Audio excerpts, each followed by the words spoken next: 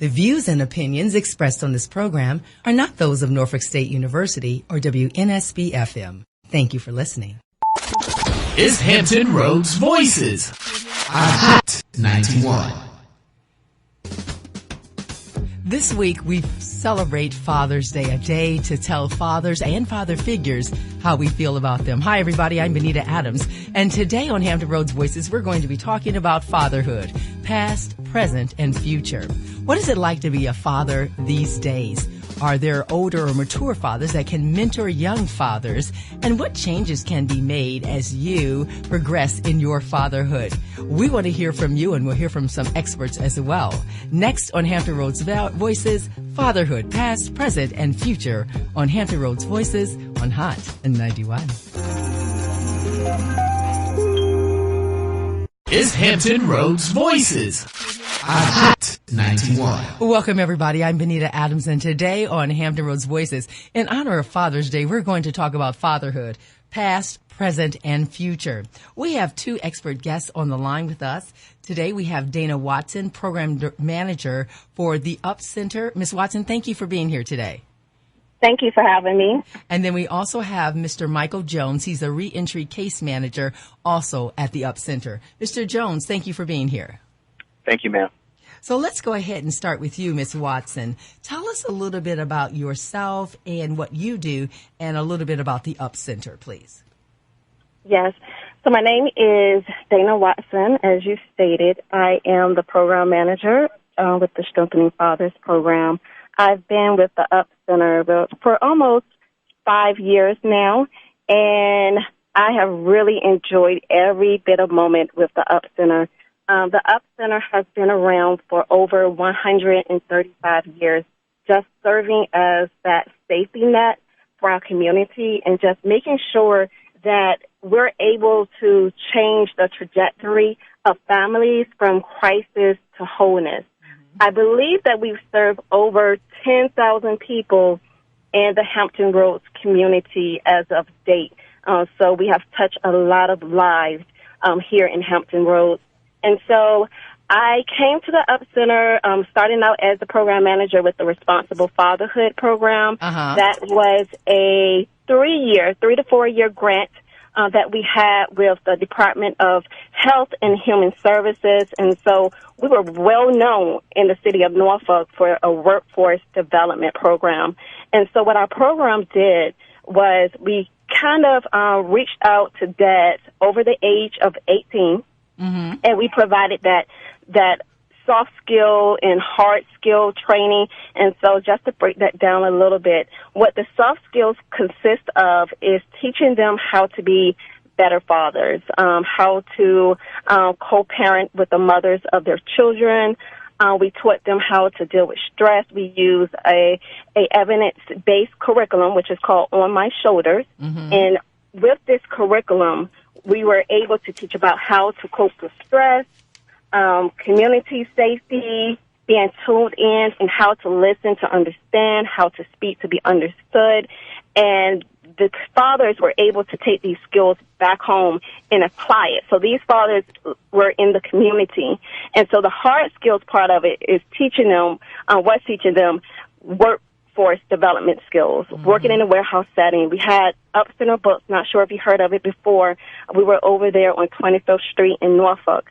And so the dads would come to work every day, Monday through Friday. They would work a part-time shift, working from 7 a.m. to 10 a.m., and then we would do the workshops with them. They actually learned how to drive forklifts. They learned how to sort books. They learned how to develop their customer service skills. And so teaching these men, some of them had never had any type of work experience because we were working with at-risk fathers who had served time in jail, in prison. And so these dads needed a little push to get more experience to put on their resumes, and then we will help them find employment. So that's a little bit about the UP Center. And now currently we have our Strengthening Fathers program, where we're working with young fathers between the ages of 16 to 24, and we're actually going into the jails, working with these young dads and some may say, okay, why ages 16 to 24? That's what we would consider to be our juvenile population. And there is science evidence to show that our brains are not fully developed until the age of 24. And so that's why we have targeted this age group through the Office of Juvenile Justice so that we can teach these dads the skills that they need to be more engaged with their children and also to reduce the recidivism in the community. Absolutely. What a mandate. Absolutely. And then, Mr. Jones, tell us about what you do as a reentry case manager. So as a reentry case manager for the Strengthening Fathers program at the Up Center, I have the pleasure of going into the local jails in Hampton Roads and to facilitate primarily the On My Shoulders curriculum. As Ms. Dana said, it's evidence-based curriculum designed to teach certain skills to our young dads in age 16 to 24 that will increase their communication skills, teach them to be active listeners, how to speak respectfully, and briefly teach them the difference between assertiveness and aggressiveness, focus on stress management skills, look at how their personality shapes the relationship with their children and their children's mother. We also have the opportunity to discuss topics such as how society views manhood and how that can be detrimental to young men based on societal norms and cultural mores. And then, of course, we want to make sure that they're aware that the safety in the home is a direct reflection of safety in the community and vice versa. In addition to those duties as a group facilitator, as a case manager, we want to also make sure that our young fathers have access to as many resources as possible once they have entered into the community. So Ms. Dan and I work together to find mentors or life coaches for our young fathers where they engage in life coaching for 9 to 12 hours and also connect them with any other resources. We were able to secure funding so that our guys were able to earn various certifications that will make them more employable once they have successfully re-entered into the community, such as forklift certification, both live forklift certification and online forklift certification, the Serve Safe certification, and the food handler's card, which will allow them to work both with at fast food restaurants and also high-end restaurants, and then the OSHA certification. And so these are some of the services that we provide through the Strengthening Fathers program that I work with the guys with as a case manager. Now, what would you say overall? You mentioned two different age groups and so forth, but the 16 through 24, and I find that very interesting, Ms. Watson, that you say that you have learned or your organization has learned that the brain is not fully developed during that time period. So what would you say some of the major challenges are of these young men? Is it employment? Is it not having perhaps social skills, not understanding what fatherhood entails? What would you say, Ms. Watson, are some of the major issues that they have? Well, I will say in regards to the employment, we are very happy to say that we have a high percentage of the young fathers who we have worked with that were in the program. When they were released from jail, I would say within 10 days, at least 90% of our participants obtain employment. So that's actually a good thing. But with a good thing of getting employed, because our program is pre-release and it's also post-release, as Mr. Jones stated, meaning we begin working with them 10 weeks prior to the release date, some a little bit longer. But once they get released, we develop this transitional plan to prepare them to go back into the community. And so the transitional plan covers education. Do you want to go back to school, whether it be your GED or to go to college, culinary school, or just get a job certification? We also cover the employment piece, the legal side of it, because most of our guys will be placed on probation when they return home. And so a lot of our guys did meet that need of obtaining and maintaining employment, but a part of the transitional plan is that they're matched to a life coach and they complete a minimum of 9 to 12 hours with their life coach. And so because most of our guys are getting jobs straight out of jail, I would say that's our biggest challenge is connecting them and keeping that relationship going between our participants and their life coach. Our guys, they do such a great job. We have built great relationships with our men while they are detained, and we do have some good relationships that we're able to continue in the community. But we did create this program with the component of being matched to a mentor to help them and to provide that support to them as they're in the community. And so we would like for them to use that resource a little bit more than they are. So I would say that's our biggest challenge. Also, another challenge that we are having is just that will to commit to change. I think with any age group, you're going to face men or even women who are ready to change when they are behind bars, because it's so easy to get caught up in what needs to change or what needs to improve in your life. And then when you go back home, we have to remember they're going back to the same environment that they left from. Exactly. So are they going back to some of them are so young, because we do deal with 16-year-olds.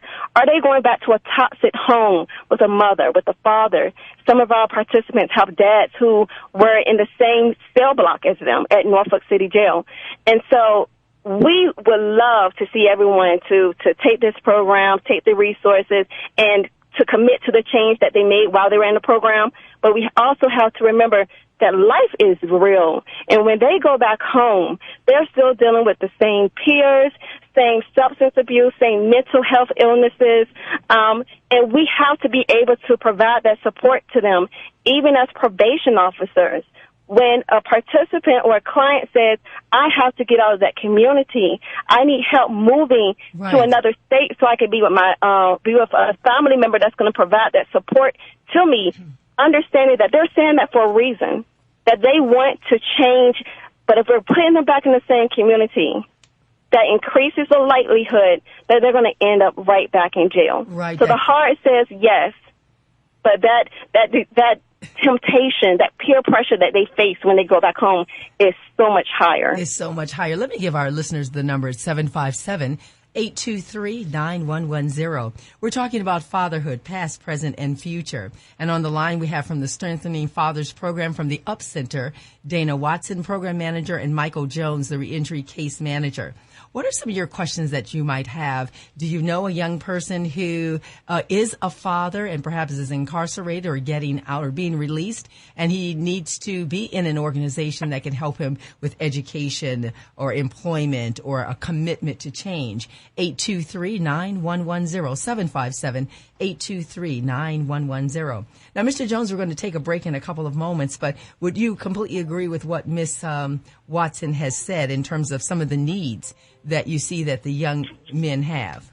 Most definitely. One of the issues Ms. Watson alluded to was that home environment. It's shocking to find out that some of our young fathers are incarcerated in the same jail or even at the same time as their fathers.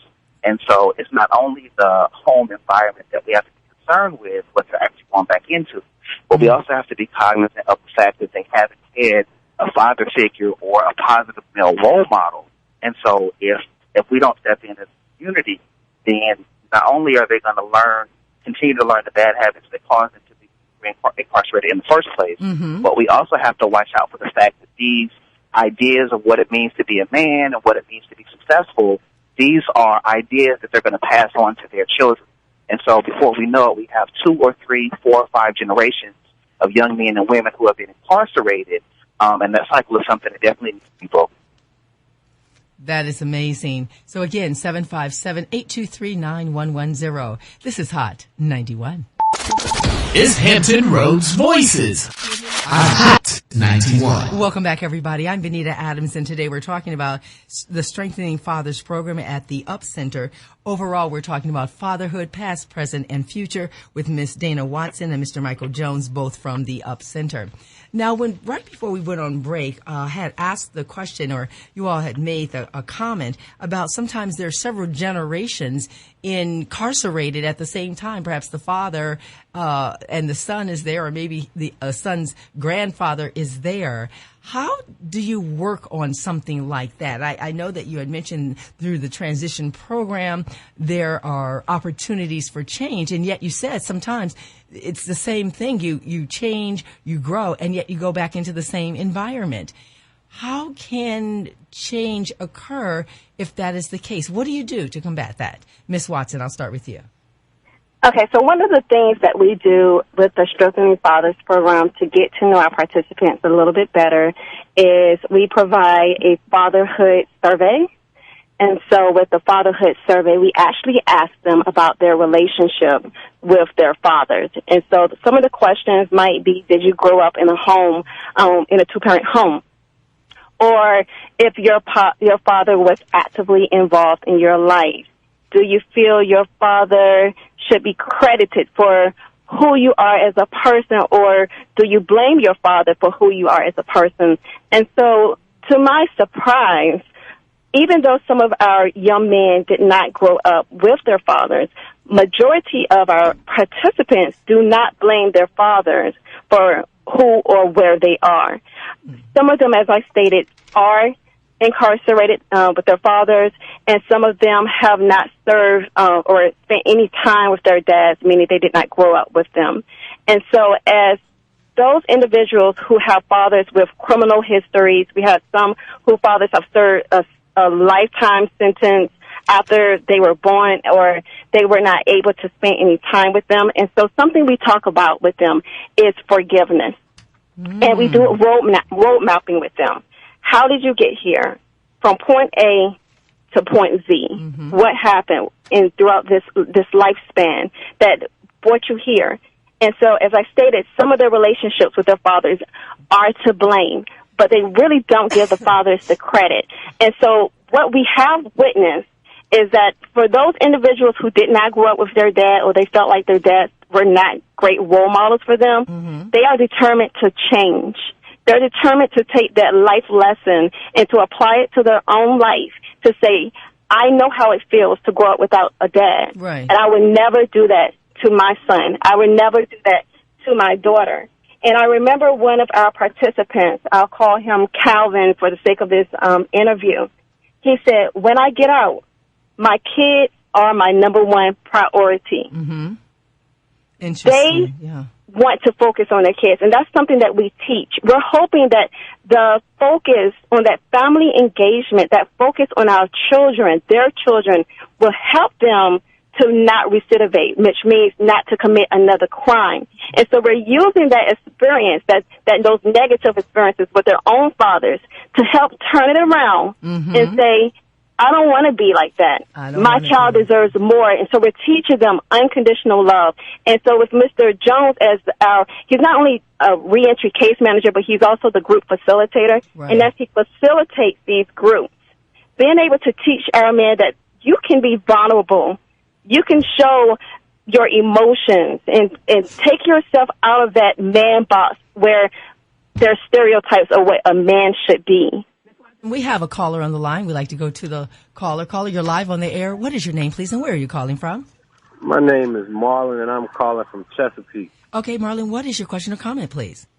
Well, my comment is with the change that the people have to make when they're getting out of prison, for the fathers anyway, I feel like that's a within change. They have to have that change within themselves. That's something that they have to decide within them. There's like really people can try to guide them to the right path to change, but if they don't accept it within themselves, people will never change. Recidivism is like one of the biggest things. People repeating themselves to going back into the prison system. And so you're saying, like I said, you believe it's personal responsibility. I mean, we can give you the adage of you can lead a horse to water, but you can't make him drink type thing. Exactly. Okay. You can lead a horse to water, but you can't make it drink. And when one of the ways you can combat with the recidivism that the fathers are facing with the up center, that if they're offering like trades where they can get a guaranteed job, if they have this trade like welding or a CDL, those things really don't care about. I mean, they care about your background, but it's like a guaranteed job. And if they see success makes a soul go hungrier. You know what I'm saying? Like if they succeeding in something, they will be like, okay, well, ain't no need for me to go back to my old ways because I'm making that same money doing something positive, and I'm providing for my family. And Like me personally, I done went to college. I got a master's degree, and I still caught a felony while I was in college, and I didn't let that stop me. My father was not in my life like that, so I feel like those are all excuses. Like, excuses are tools of incompetence that you will build monuments or nothing. And so if they just keep relying on their past, they'll never get to their future. Very nice. Got to nice. get rid of that. Well said. Marlon, thank you for calling. I appreciate that. No problem. Mr. Jones, Marlon says the change comes from within, not necessarily from without, and you have to believe in the change. Make a comment about that, please. Well, first, I would like to thank Mr. Marlon for calling in and offering that insight. I agree and disagree with his statement. You have to also consider the population that we're dealing with. 16 to 24 years old, they don't know who they are. They have developed habits that they're not aware of, and there are so many influences on their decisions and their behaviors that they actually don't even have the cognition to make the type of long-term decisions and consider the consequences of their behavior. As Ms. Watson alluded to, the prefrontal cortex isn't even completely developed until you're 24 years old. That's the thinking part of your brain. And so the stage of life they're in, they're very impressionable. I have a client that completed the program, and he was so excited because at the age of 21 years old, it was the first thing he ever completed in his life. He didn't have his GED. He didn't have a high school diploma. He didn't have a trade. The first thing he ever completed was a Strength and Fathers program in the jail. And I've been able to maintain contact with him. Because we're dealing with young people, adolescents, some people who have experienced significant trauma that are that they're in some way stuck in childhood, they're not making excuses for their behavior. If they were making excuses for their behavior, then they would blame their fathers for the way that it turned out. But as Ms. Watson stated, they're not blaming their fathers for the way that they turned out, nor are they blaming their environment. These young men are just in a position where they do what they have to do. In terms of recidivism, Virginia, I think for the last 3 years, has led the nation in having the lowest recidivism rate. Now, if the programs that we offer to the participants of our program and other reentry programs weren't effective, then Virginia wouldn't be top in the country for the last 3 years. And so while I do hold personal responsibility to be very important, without the resources, the support, and the structure that's age and gender and developmentally appropriate, it doesn't matter how much can-do or willpower they have. The supports have to be in place. Support has to be in place. Let me get that number. They have to be in place. Ms. Jones, for a moment, I'll give the number, 757-823-9110. You're hearing Michael Jones. He is from the UP Center, and he is a reentry case manager. And we had heard from Marlon asking a question in terms of self-sufficiency and personal responsibility. 757-823-9110. What is your experience in terms of being a father, perhaps, a young father? Have you been mentored in the past? And are you a mentor? Let us know what you think manhood is about in fatherhood. 757-823-9110. And Mr. Jones, you were saying, of course, I found that rather intriguing what you said. If the recidivism rate is so low, is low, that it means the programs are working to a large extent. Yes, ma'am. One of the things that I realized in addition to the recidivism rate, so I'm a graduate of the F.R. Strong School of Social Work at Norfolk State University, and one of the things that we focused on was the impact of empathy, right? So empathy is the ability to put yourself in someone else's shoes. And so the research states that a child who has an engaged father, especially a young boy who has an engaged father, is going to develop more empathy, right? So these young men who are incarcerated, who have not had the benefit or the opportunity to have an engaged father, are not going to be empathetic. They're not going to be able to put themselves in someone else's shoes, which means that they're automatically going to be defensive and otherwise everybody that they come in contact with. So we know crime is based on location, right? Right. So in the African-American community, of course, I hate the misnomer of black-on-black crime. It doesn't really exist. It's about proximity. But in the African-American community, if there's a 16-year-old that's in our program because they robbed somebody, chances are they're going to rob somebody that looks like them because they lack empathy. They need a father figure or a mentor to teach them what it means to be a man, as you alluded to earlier in your question, what it means to be a man, how it can affect your children in your environment to be nurturing, to bring up the point that Ms. Watson made earlier, to have a safe space for these young men who are full of aggression and who are full of testosterone, whose brains aren't fully developed, and give them a safe place to be angry and to be vulnerable. If we don't do that, again, it doesn't matter how determined they are physiologically incapable of being successful in the manner that they're supposed to because their brains just aren't there yet. And then you look at the poverty rate in the 7 cities, right? So we have a high concentration of poor people in the area. The median income is ridiculous. The job market is terrible. The graduation rate isn't what it could be. Crime is high in the neighborhoods. So you put all these factors in place, it is a recipe for disaster. So the number of young men that we have incarcerated reflects the society that we live in. So if we want to decrease the number of young men that are in jail and we want to reduce the recidivism rate, then we on the outside have to do something to change the system. Change the system. All right, our number 757-823-9110. We're talking about fatherhood, past, present, and future, and you're hearing from Mr. Michael Jones and Miss Dana Watson from the Up Center. We'll be right back. This is Hot 91. Is Hampton Roads Voices. Hot 91. Welcome back, everybody. I'm Benita Adams, and today on Hampton Roads Voices, we're talking about fatherhood, past, present, and future. And we are on the line with Dana Watson, who is the program manager for the Up Center, and Michael Jones, who is the reentry case manager. And we're talking about such interesting things, and I want you to join the conversation. 757-823-9110. 757-823-9110. We were talking about definitions of manhood and of fatherhood. What do you consider a father? Are you a father of a young child? Did you have mentors in your life? Was your father in your life? Give us a call at 757-823-9110. Now, Ms. Watson, I'm going to come to you because Mr. Jones had mentioned empathy. And Mr. Jones, you had said about empathy, you need that man or father figure or the father there for empathy. But then in some of the conversations that we've had on my show in the last several months, we were talking about parenting.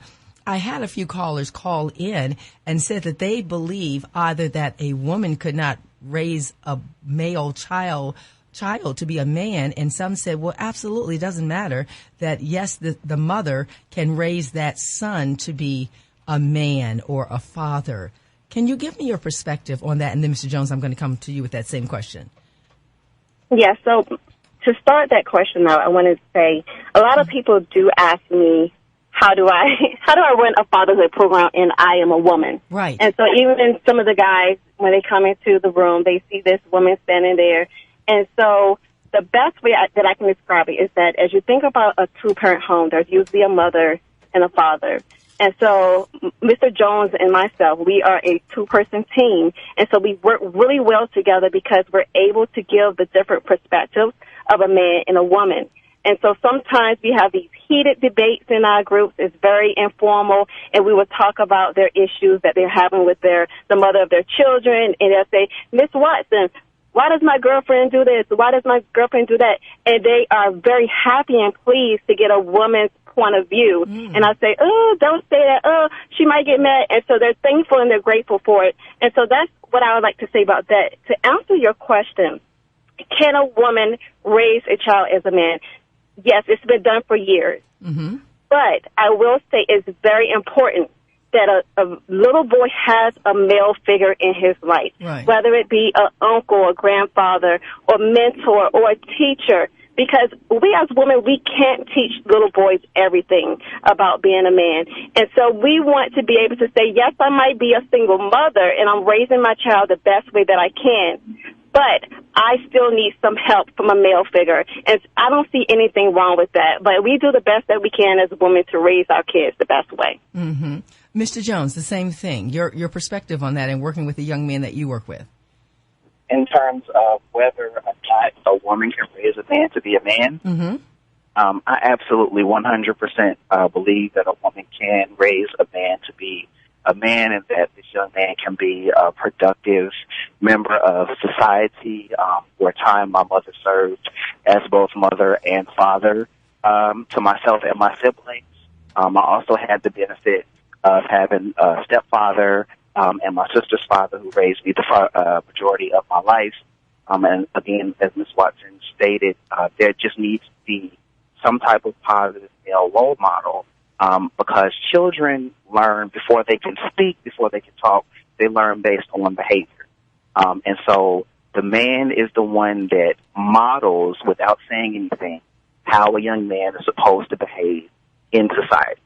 And so the mother can say, but she can't demonstrate because the mother is a woman. Right. And that's what uncles are for. That's what older cousins are for. That's what grandfathers are for. That's what basketball coaches are for. But I would never, in any circumstance, say that a mother could not raise a young man into manhood and do it well so that the whole family was proud. So in our program, as Ms. Watson stated again, we want to make sure that we have a balanced dialogue, that the young fathers have the ability to ask us whichever questions they want to ask. Again, because of their age, they're not going to have the life experience that we have.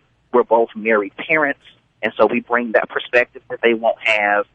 We have a different educational achievement than they have. And so we, again, are also modeling the communication that we want our young fathers to model. My ability to defer to Ms. Watson as my supervisor teaches these young men how to better interact with the officers in the jail, the female officers, how to interact with their spouses or their significant others, their children's mothers, their daughters, and also their mothers. They get some of that from me because I'm, in some of these young men's cases, the first positive male role model that they have. And so if they don't have an opportunity to see someone, not just me, but someone like me, show due deference and respect for a woman in authority, then they're not going to know how to do it. And so it will behoove our mothers to make sure that they put their sons in a position to learn certain things about societal norms, the positive aspect of societal norms about manhood from another man. So in our community, it's often the coaches, the football coaches, the basketball coaches, in the elementary school, because we have a lack of African-American male teachers, is typically the custodian. These are the men that step in as father figures for our young men. And I would encourage our mothers to develop a relationship with these men in the community so that they can have an extra set of eyes, a role model per se for their young men. Absolutely. Again, we're talking to Mr. Michael Jones and Ms. Dana Watson from the UP Center, and we'd like to hear from you, 757-823-9110,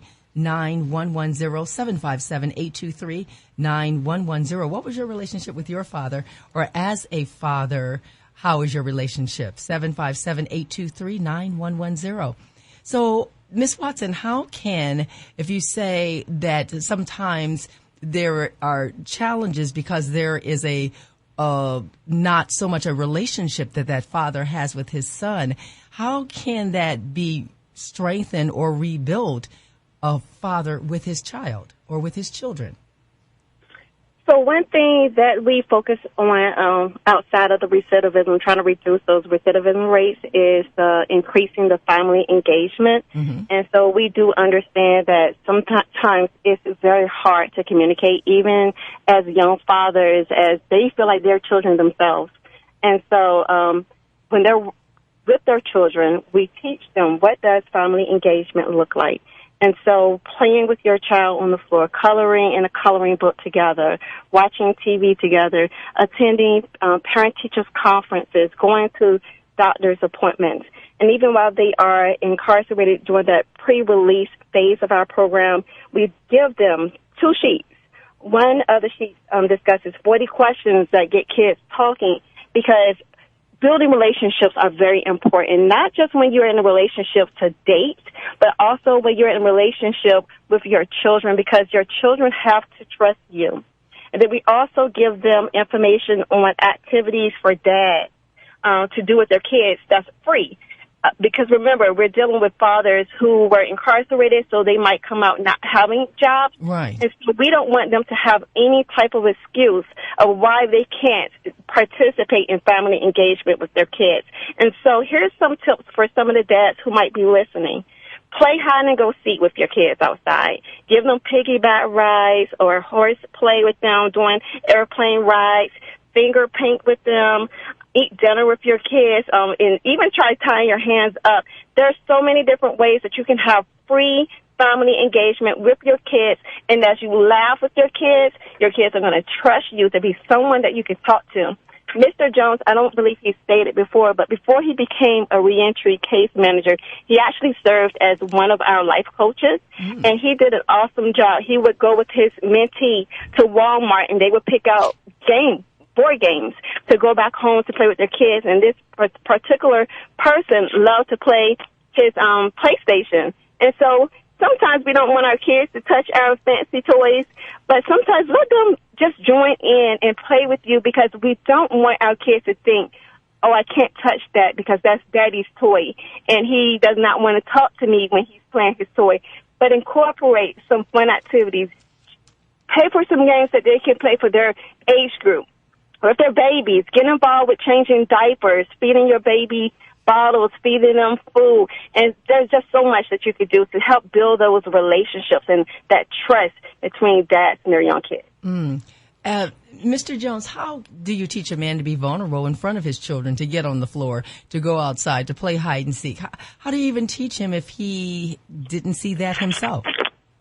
So the first thing that I do with the guys in our group, we create at the very onset of our group ground rules for communication. So the guys have to be in a trusting environment with other men first, because they're not going to show what we would consider to be weakness in front of their children if they can't show that same weakness or vulnerability in front of their peers. Right. Jail is not a safe place for you to show emotion. So if you can get a group of young men together where they can feel comfortable, create an environment where they feel safe talking about their experiences, then that's the first step, so that they can talk to other fathers about what they feel, what they thought they missed out on being out of relationship with their father. So that's the first step in terms of vulnerability and showing vulnerability. The second is, as Ms. Watson talked about, the family engagement piece. One of the things that we do is we encourage the young fathers to write letters to their children. And using some information that I learned from Ms. Watson about motivation interviewing, I discovered that not only do some of our dads have information that they want to impart to their children about their own life, but our fathers have benefited from having the opportunity to write letters to their younger selves. So not only can they write to their children about what they don't want their children to experience, but they're able to tell their younger selves what they wish they had known when they were young. Because there's a big difference between the 21-year-old and the 16-year-old in terms of cognition. Absolutely. As the old adage says, if I knew then what I know now, would have made different decisions. Yes. And fostering the type of environment where they feel safe, saying, this is where I messed up. This is what I wanted for my life. This is what I wish I could have done, and support them in that area. And if we can do that in one of the most toxic environments, which is, of course, the jail environment, one of those, the most emasculating environments, which is the jail environment, then going home to be with their children is going to be a lot easier. Another point that I want to bring up, and this is very important. Ms. Watson said earlier, according to the data that we've collected from our fatherhood surveys, the majority of our young dads do not blame their fathers for the condition that they found themselves in, which really surprised me. The reason why that's important is they already know that their children, their young children, are not going to blame them for not being there. They have, it's evidenced by their own lives. I don't blame my dad for me messing up. My 3-year-old is not going to be mad at me for being gone. My 3-year-old daughter only wants me to come home. And that's liberating.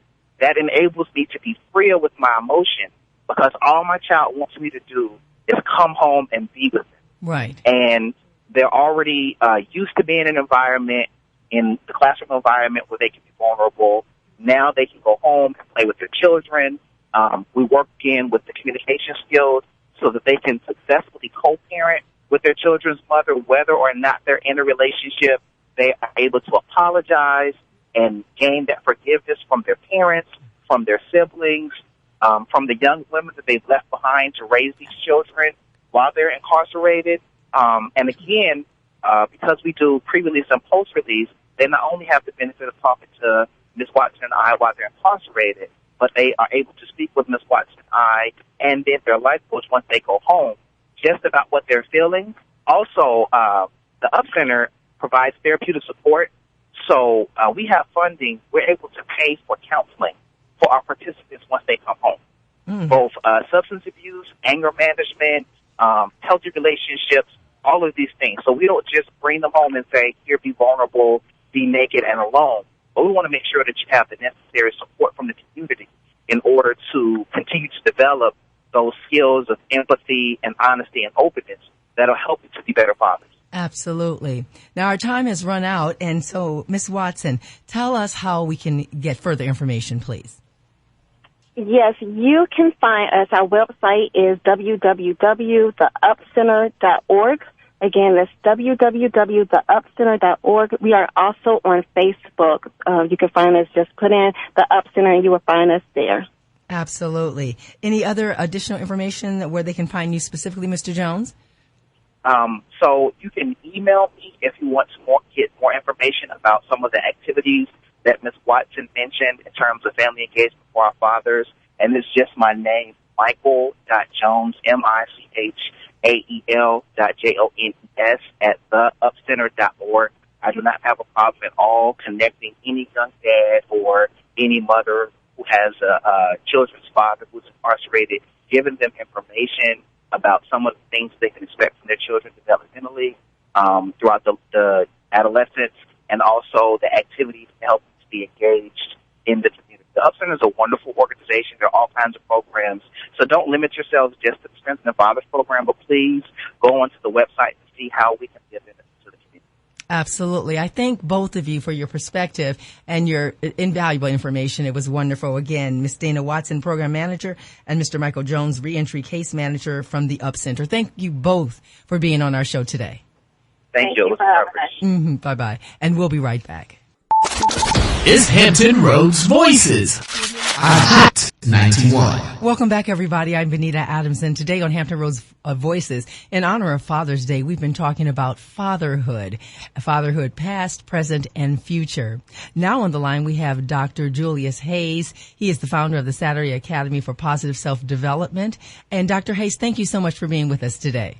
Thank you so much for having me. Now, we have a caller on the line. She's been waiting very patiently, so let's just jump to the phones right now.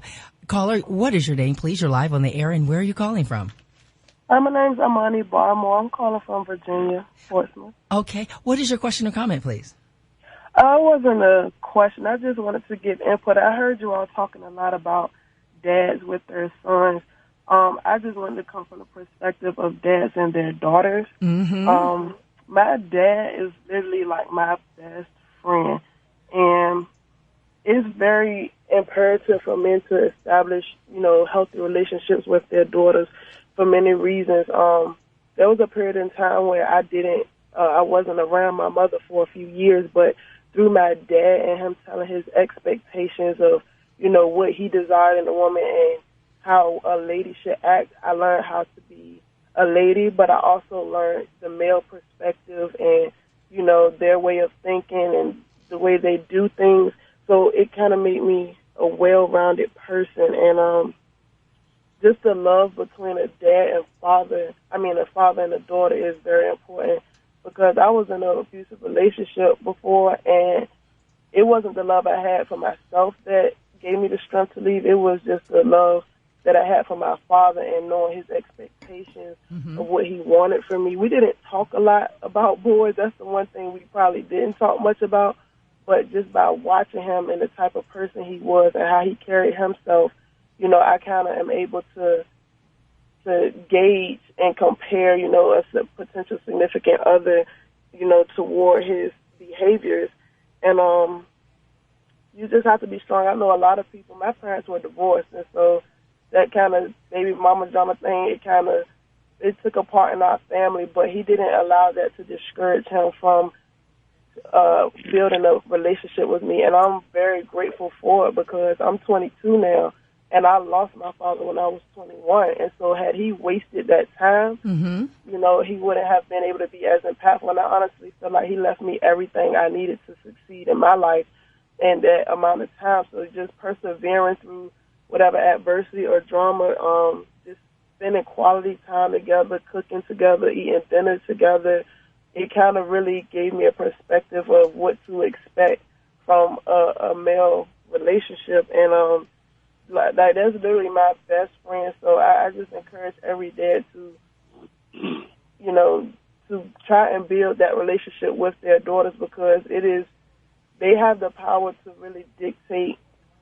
the type of life their daughters have just off of the strength of them and, you know, how we expect men to treat us and love us and things of that nature. I think that's one of the most important relationships that a man can teach a woman things that a woman can't teach a woman. And those are things that we need to know to be successful in life. So I could play basketball with you, I could play the game, we could watch the game, but I can still, you know, dress up, go out.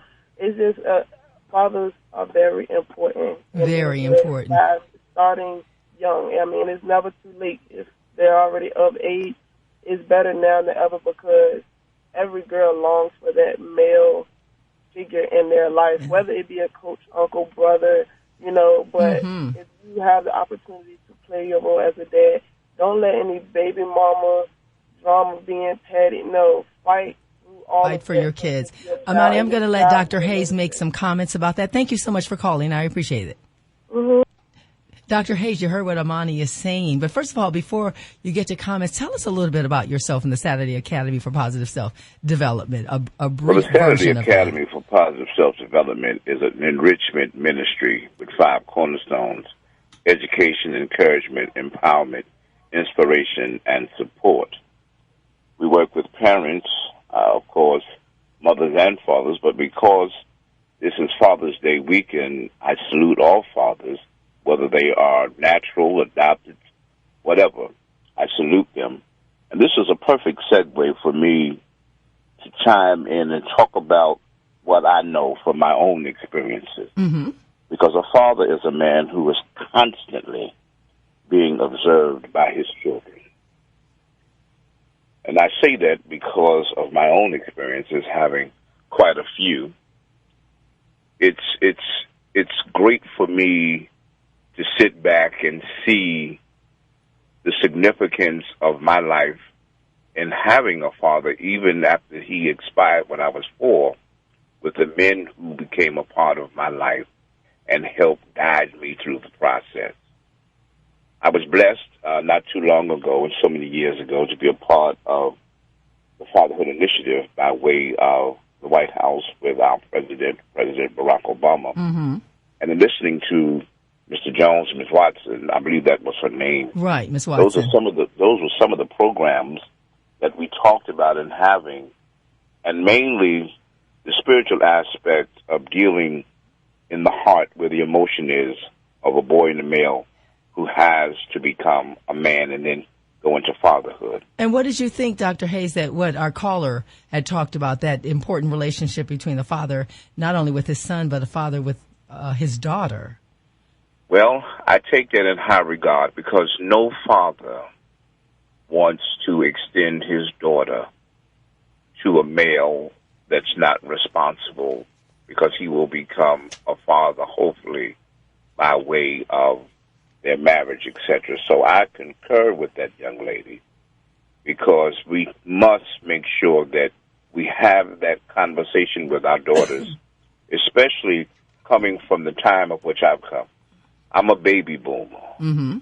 So being born as a baby boomer, I'm looking at Generation X, I'm looking at the millennials, and I'm now looking at the Z generation, those that are born after 2001.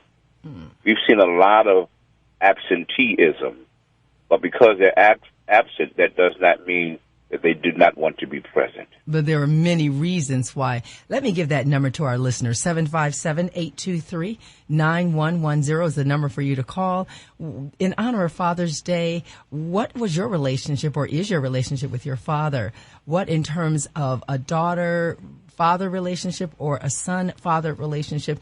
And what does it mean to be a father? Are you a father? 757-823-9110. Dr. Hayes, continue with that. So you're saying those born after 2001, you're seeing in some situations absenteeism. What are the reasons behind that? Well, there are many reasons for that. One of the main reasons, I think, that we just jump ahead and we start doing things beforehand, if you will, and we don't have a relationship and we start having children. Personal experience, and again, I can only talk about my experiences, and I think that's been the catalyst, if you will, to my scholarship, my voice scholarship. When I talk to other young men, I talk to them about my experiences and how I was challenged when I had children out of wedlock, and how even though I had men to teach me and to guide me, I still did what I wanted to do. But I had to learn that that's a strong responsibility. Once the seed comes, that's the child, you have to be there to motivate, to love, to encourage, to groom, especially the daughter, because you don't want your daughter to fall into particular situationals, as I call them, because she was not taught by her dad. And that's an important thing. So we're going to take a break here. Our number is 757-823-9110. We're talking to Dr. Julius Hayes, and we'll be right back. This is Hot 91. Is Hampton Roads Voices. Hot 91. Welcome back, everybody. Tonight on Hampton Roads Voices, we're talking about fatherhood, past, present, and future. On the line with us, we have Dr. Julius Hayes from the Saturday Academy for Positive Self-Development, and we want to hear from you, 757-823-9110. We have a caller on the line. Caller, what is your name, please? And where are you calling from? You're live on the air. Tasha. And what is your question or comment, please, Tasha? My comment is just kind of piggybacking off the young lady who called in earlier, speaking about, how her dad was her best friend, and he taught her things about a woman that, another woman probably couldn't teach her. And, I feel like I missed out on so much with my relationship with my dad. I learned a lot of lessons the hard way as far as, male relationships and, platonic and exclusive. I didn't know what to look for in a man. I was going off how my father treated me, what I expected from a man, which wasn't necessarily the best thing. So I just do encourage, everybody else, for fathers to be active. I feel like that's a void in my life that will never be filled by anyone besides my father. And it's a desire that I have, and when fathers aren't, in their children's lives, it does affect them. It's a longing. Who doesn't want to be their dad's or their mother's best friend? Right. Yeah. Exactly. And has that affected if you have children, or if a person has children and that father is not, there's a void, excuse me, that the person has, how do you think that affects that relationship with their children? Well, it affects it a lot, especially for me.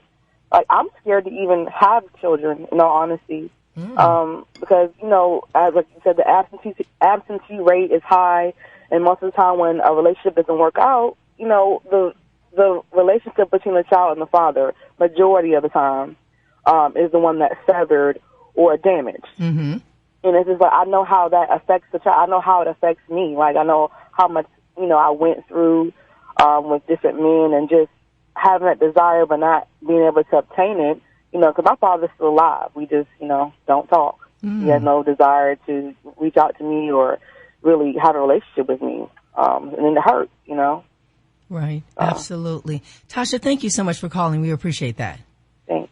Dr. Hayes, you heard what Tasha was saying, and when that father is not there, there is a hole, a wound. What do you tell the children, or what do you tell the father in that case, Dr. Hayes? Well, first of all, again, as I said, from my experiences, and I walk with youngsters every day who have father wounds. So we have to change the culture, first of all, of the fatherlessness. You can have a father there, and he can really not be there emotionally. So what do I say? First of all, listening to this caller, I hear what she's saying emotionally. And in hearing that, she's correct. It's a void. She's an adult now. And being an adult, even if her father's not reaching out, try to reach out to him. And in reaching out to him, she may find out that he himself did not know how to Right, exactly. be a father. Yes. And he did not know how to say that to her. So when we look now today, we have to renew fatherhood because fathers have a duty of example. They have to be examples for their children. And I'm going to come from the spiritual aspect, not a religion. It is always best for individuals to engage in a healthy relationship and hopefully be united within matrimony. And then if that does not work, and I know some persons may say, wow, is he really saying this? Yes, I am. If you do have children and they're out of wedlock, you still have a responsibility as a man to help take care of your child with co-parenting. It's not easy. It's a process. But the children don't ask to come here. But once they're here, we have to make sure that we do our role and we extend ourselves and ask for help when we need it. Well, because Dr. Hayes, excuse me, go ahead. As we look at society today, so many people have rich stories that they want to tell, but it hurts so bad that they cannot tell it. I can hear someone saying, I see what he's saying. However, it's the father's responsibility to reach out to his children, not the other way around. What do you say to a person who says that? I mean, our last caller, Tasha, says that her father has not reached out to her. And somehow perhaps she feels that that's his responsibility, not her responsibility. Well, this is, again, she's an adult now. And if she does it, again, make that phone call. She makes an attempt, and at that point, she has to give it up. Mm-hmm. But in giving it up, there may come another time that she can call him again because we don't know what he's going through. We don't know the entire story with her life. So the engagement of responsibility, he may not have that yet because in order to engage, we have to do something together. Then the accessibility, it's a time thing. Is the time right? And then the responsibility, that's where we cover it. Who's going to be responsible? He should be, but at the same time, because she has gone through so much, I believe she can make that call to him.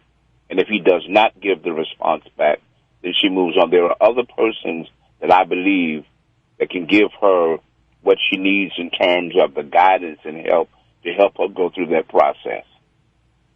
Let me give our number, 757-823-9110. 757-823-9110. We're talking about fatherhood and relationships with fathers and their sons, fathers and their daughters. What was your relationship like with your father, and are you a father? Give us a call at 757-823-9110. Now, Dr. Hayes, we're getting ready to take a break, but what about you say you speak from your perspective. Tell us a little bit about how it is to step in, or a man, to step in as a stepfather. That's a different and a very unique relationship. Excuse me. Well, one of the things about that, from my time, it wasn't a stepfather. Mm-hmm. It was a man who took on children, and he called them, as I heard yesterday, his bonus children. That's the new term, you know. That's a term that I heard, and it's a bonus when you get into a relationship with a significant other and she has children. Mm-hmm. You don't see them as baggage, you see them as luggage. And because there may have been some things that occurred before you arrived there, you have to get through all of that. There's going to be some ups, there's going to be some downs. And as I always tell individuals, what you have been working for was not what you thought it would be. Because when you got it, you realize that the rules change. Mm-hmm. And what are those rules? You have to be very, very careful not to say things that's going to open up any wounds and work through a process of dealing every day. Because as a father, that steps in to help the wife and or the significant other, he has to know what the children have gone through, because they're not immediately going to gravitate until they can trust that he really loves them. Absolutely. We're going to take a break here. We'll come back and continue with that. 757-823-9110. This is Hot 91. Is Hampton Roads Voices.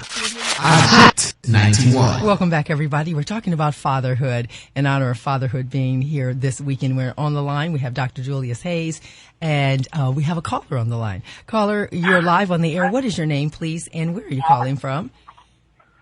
Tina, I'm from Newport News. Okay. What is your question or comment, please? I just wanted to comment on Father's Day and the fathers out there. I just want to wish them a happy Father's Day. And just to say, my dad wasn't there when I needed him, but there was people that I considered being my father. And my dad, he always would say, you know what I'm saying, that he was sorry for not being there. But I told him, don't nobody know how to be a parent. We all got to learn and not do the things that we had to go through with our parents.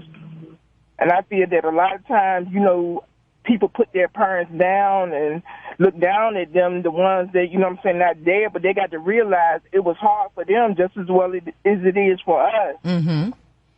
And my dad, he had two other kids besides my two sisters. I'm the oldest, and I got two brothers, and I look at them as being my brothers, not my stepbrothers. And my dad also, with his sons, they would call him by his name instead of calling him Dad. Mm-hmm. Even though he wasn't there for me, I always called him Dad. I always respected him. And my sister and me, she will always be like, I was the favorite, but he loved us all.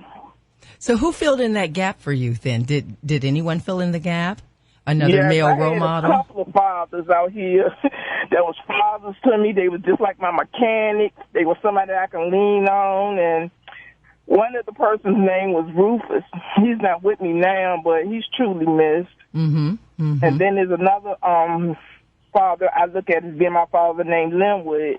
He's still here, and he's a mechanic. He's a father. Everything. He's a banker. If you need a banker, he's a banker. So, it is, sometimes when you missing that link, it's a way that you can feel it. You just got to be open to it. You have to be open. Thank you so much for calling. I appreciate that. All right. Have a nice day. Okay. Thank you. Now, Dr. Hayes, you just heard our caller say that she had to fill in the gaps, and sometimes that father isn't ready. For example, Mr. Jones and Miss Watson from the Up Center from our first hour they were mentioning that sometimes they work with actually young men even as young as 16. And if you think about someone who is 16 and a father, they're basically a child, and so it's very difficult. This is true, and through discussion and responses, we have a shared interest. Mm-hmm. And that shared interest is simply this: the love that has to be extended to a child. Now, back in the day, during that time, we had a lot of young fathers. We go back about 50 years ago when people started having children very young. But they had support systems. They did. The family was intact. That's right.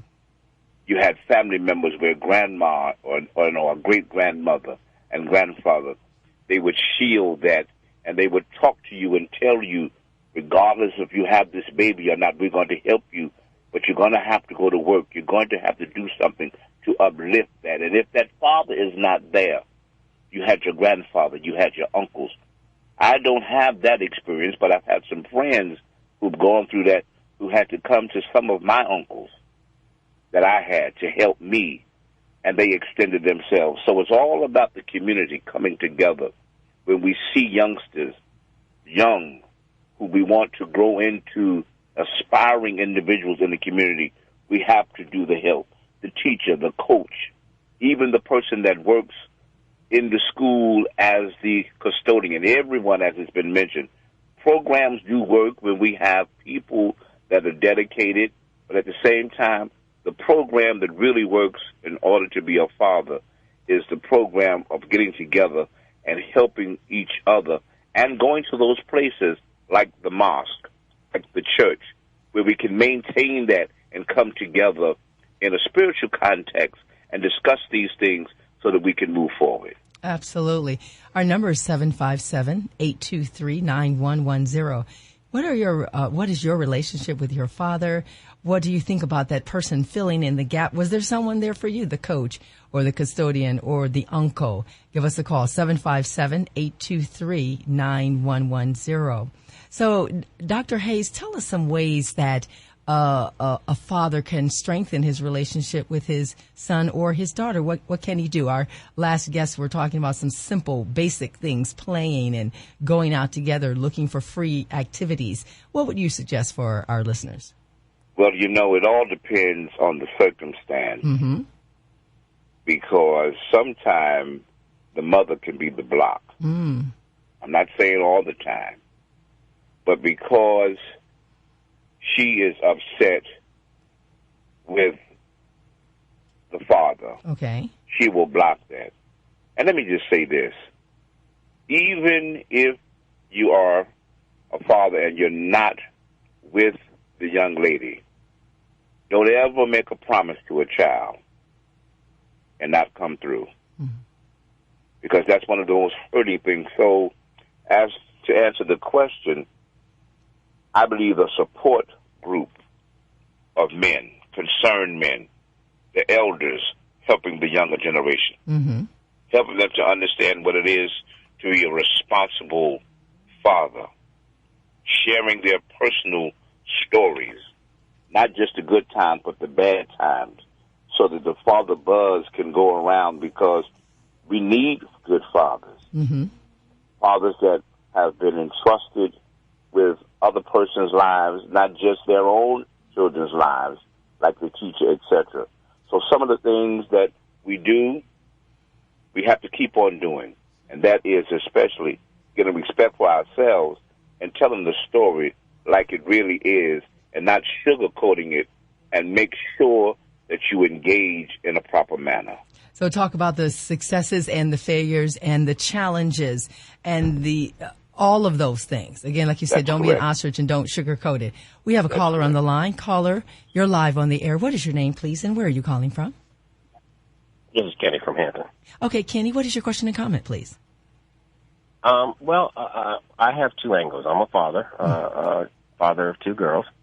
But I also, my dad made me in a sense, and then went elsewhere, and somebody adopted me. And when I was 2, and he's still in my life today. So I'm grateful for that, for having that father in my life. With my daughters, though, it's and it's so funny because last Christmas, we like to play games, and we're competitive. And as kids, I never let them win. And they brought that up, this last Christmas. But I've got a nurse, and I've got somebody that works for the Department of Justice, and both of those daughters. And I said, see, this is why I did that, because you guys are where you're at, because I wasn't one of those fathers, that just kind of, lets you win just because you're girls. You know what I mean? So, and they went, they shook their head, but even today they're still competitive. And when we go out and do things, we're still we're still trying to beat each other, and that's why they want to, play games and that kind of stuff. So it's along with some of the other callers, there needs to be, I don't know how you say it, do it. There needs to be a male figure in there somehow. It doesn't matter who it is. Could be uncle, could be grandfather, could be a cousin, the senior cousin or whatever. That there needs to be a male figure to me in, somewhere in there. That's a positive influence on the kids in the family. Absolutely. I appreciate you calling, and especially with your insight. Kenny, thank you. Okay, no problem. Thank you. Dr. Hayes, Kenny, our caller, is just echoing what we've heard all of the show, which is you got to have a male figure in there somewhere, and that person has to fill in the gap. Now, from your experiences working with the young men that you have worked with and in your own life, you called it a father wound, does that ever go away? Can that be healed? Tell us about that. Because I can wound hear a person is- who's an adult say, no, I still have that same wound that I had when I was 5. It takes time for that wound to go away, but through time and the timing and the process of maturing, it fades away. Mm-hmm. You may not forget it, but at the same time, the more you engage with positive people and the more you engage with programs, with persons who understand not just the data, but the importance of the data with the people that we're addressing every day, especially those individuals that are impoverished not just financially, but impoverished with belonging, impoverished with purpose, impoverished with not being appreciated. That's what I mean in terms of the father wound. And that wound can be so deep sometimes that it takes years. But at the same time, the young people that I have worked with, they've been able to chant some good things now. There is hope. I can make this. And they look back and they actually say thank you. And many of them have gone back to their parents, their fathers, to help their fathers to understand that it's okay. We're beyond that now. Let's move forward. Let's move forward. 757-823-9110 is the number to call. Give us your perspective on fatherhood. This is Hot 91. Is Hampton Roads Voices. Hot 91. If you're just joining us, I'm Benita Adams, and today we're talking about fatherhood, past, present, and future. What is it to be a father? If you are a father, was your father in your life? And if so, how did that change? Or especially if your father was not in your life, call us and give us your perspective on that. The number is 757-823-9110. 757-823-9110.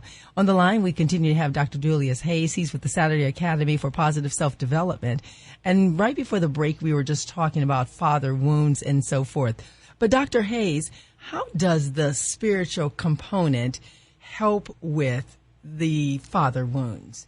The person Well, there says, are many scriptures that we have in the book, and we have to choose change and go in the direction of healing, both past and current, within the emotional wound. Because many of the youngsters now, again, who have been wounded by not having a relationship with their father, they're under a lot of stress. right. So when I look across systems, especially I say systems within a collaborative effort, I'm going to start in the house of faith. You just cannot preach to them and just give them the scripture. We have to work with them and walk them through that because, again, it's a healing process that has to take place. Because the trauma has been so heavy. And many of the callers that have called tonight, I thank them for their honesty because that's the fundamental way to have trust in any relationship. And that healing can begin. Now, we're going to go to the phones for a moment, Dr. Hayes. We have a caller on the line. Caller, you're live on the air. What is your name, please? And where are you calling from? Seema from Hampton. Seema from Hampton. Seema, what is your question or comment? I had my father in my life. He raised me. He was amazing, and I hate this holiday not so much because my father passed away about 4 years ago. But I try to celebrate it the best way I can. I had both of my parents in my life, but my father raised me, and it's a blessing to have your father in life because not many African American girls have their father in their life. Oh, absolutely, absolutely. Tell us something. One thing about one thing about your dad that you can celebrate today. Oh my God, he was so funny. Like, he was a nurse. He was funny. He had a kind heart. He just was very hilarious. And he just was a blessing. Like, he just was so amazing. Absolutely. So you're encouraging if a woman, a man, if they have their father in their lives, be grateful for that. Is that what you're saying, Sia? You be grateful and enjoy it because you never know. You never. It took me to appreciate my mom even more because you just never know. Absolutely. Absolutely. I so appreciate that call, and especially you honoring your father and telling us something about him. Thank you so much for the call. Thank you. Okay. Again, that number 757-823-9110 is the number to call.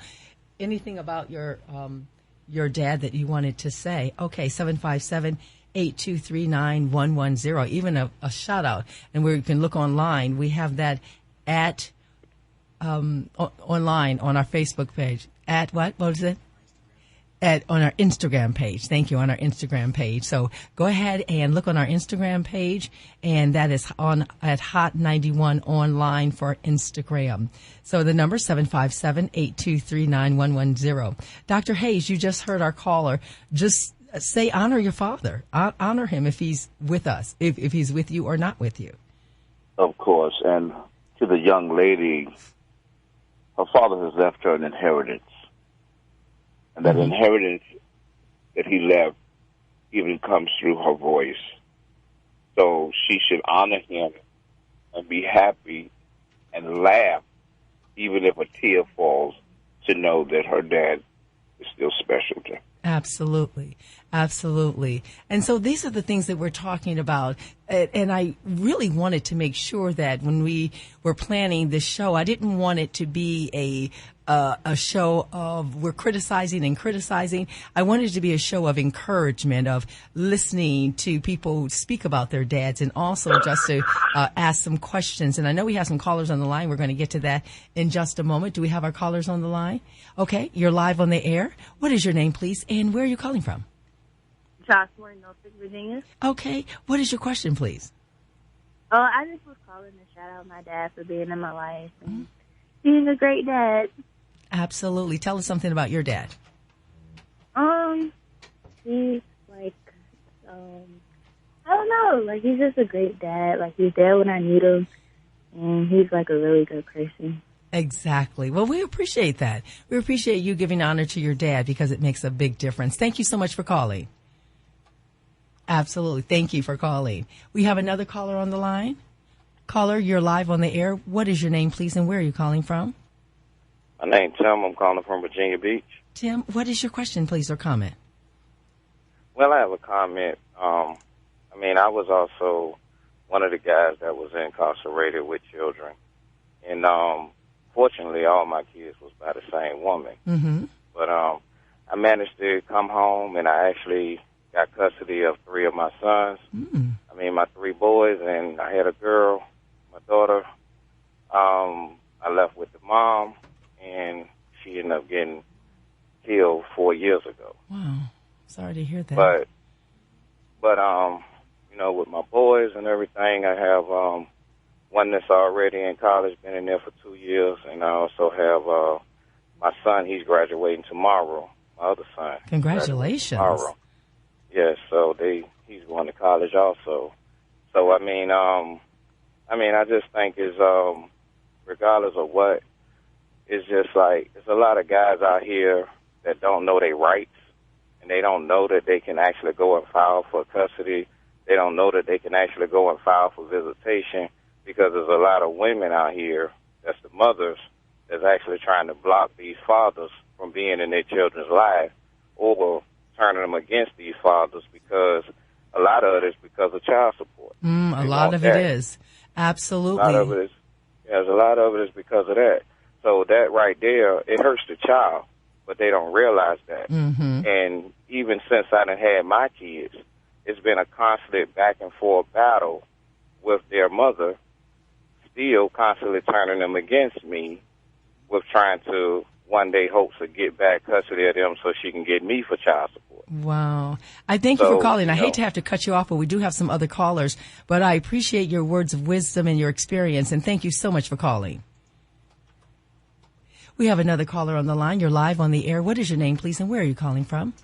Diamond Harris, and I'm calling from Chesapeake, Virginia. Diamond, what is your question or comment or your shout-out? I want to shout out to my dad. I want to say thanks for being there whenever I needed you, and you'll always be my ride or die. Oh, I love that. Ride or die. Tell us one thing about your dad. Well, he's been there since I was born. That says a lot, especially our conversation today. Diamond, thank you for calling. We appreciate that. We have another caller on the line. Caller, what is your name, please, and where are you calling from? Yes, it's Tim. I'm calling from Norfolk. And what is your question or comment or your shout-out? Yeah, my comment is to piggyback off the other guy. Yes, I'm going to court now, and I want to thank the governor of Virginia. I want to thank all the lawmakers and some of these judges upholding this law. There's a new law called House Bill 1351. Okay. It's giving the fathers a chance in the kids' lives, so we can get 50-50 custody. I have 50-50 custody now. I have 7 days on, 7 days off. Really? So there's no reason now for no man to say, hey, you can't go back and be in your child's life. And don't let these women bully you for their money, because the governor of Virginia has cut that, and there's no more of that. So please, stand up, go get your child. Have your child. It's going to be hard. Yes. The daycare don't like you.